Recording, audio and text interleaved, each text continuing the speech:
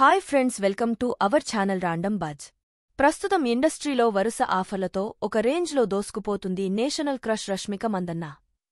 Directors Kumar, Allu Arjun కాంబోలో వచ్చిన పుష్ప సినిమాతో ఒక్కసారిగా ఈ బ్యూటీ క్రేజ్ మారిపోయింది.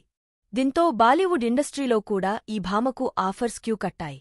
అయితే వరుస సినిమాలతో ఫుల్ బిజీగా ఉన్న ఈ ముద్దుగుమ్మ డైరెక్టర్ సందీప్ రెడ్డి వంగ తెరకెక్కించిన యానిమల్ మూవీలో గీతాంజలి పాత్రలో రణబీర్ కపూర్ జోడిగా నటించి మెప్పించి అందరి ప్రశంసలు అందుకుంది.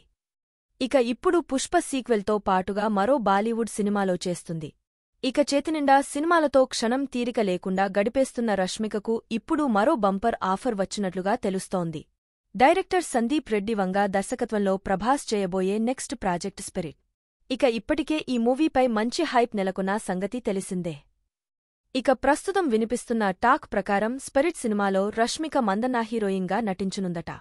యానిమల్ సినిమాలో గీతాంజలి పాత్రలో తన సహజ నటనతో విమర్శకుల ప్రశంసలు అందుకుంది రష్మిక.